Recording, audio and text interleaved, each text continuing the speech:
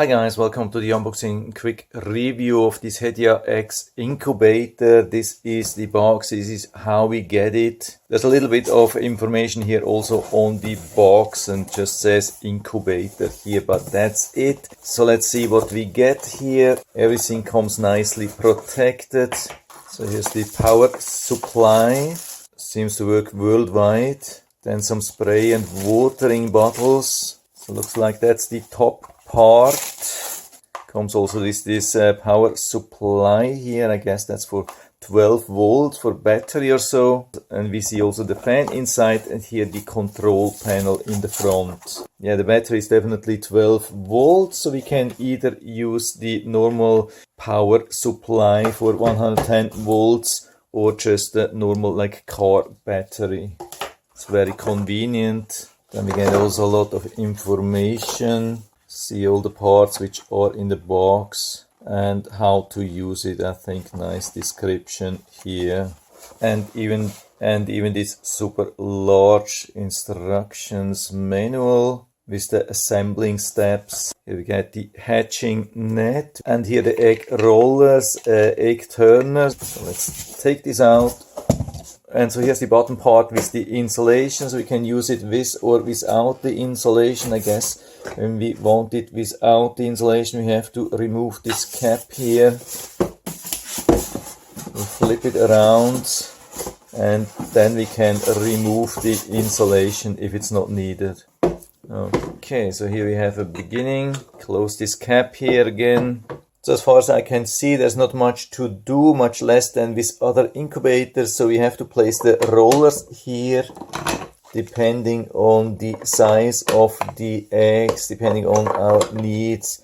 So we can have them like that. If you have them like that, then it's not filling up the whole space. But of course, we can have a much wider distribution, something like that. So we are using much wider space for larger eggs, but they are still nice and even. So I leave it with the wide space. Let's see how this works. So pretty large eggs. Yeah, they are touching each other, so we can have maybe one here, one here. So I would say with this super large size, we can use up to 10. If you have smaller ones, then of course there will be fitting for more. And so I think we are good for the moment. Of course, we need to add some water here. I'm not doing that at the moment. And of course, when the chicks start to pack, we have to replace the roller with this hatching net.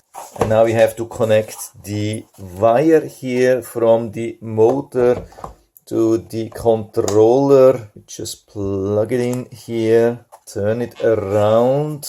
Okay, this is sideways, something like that. And now we plug it in here and it starts automatically. So as you can see, it's heating up nicely without me doing anything. The temperature is set by default to 100 degrees Fahrenheit. If you want to change that, you can hit the set and you can adjust it up and down. And when it shows the right target temperature, hit the set again and it will keep heating. Here's the heating indicator. When it's on, then it's heating. Here's the egg turning indicator, and I guess that's a warning, but it's off now, so everything looks good. The incubator will turn the eggs automatically every 90 minutes. If you want to check if this is working, then we can hit the plus here and it will start moving. We can see that here a little bit. It's very slow, but we can definitely see it is a little bit turning to the side.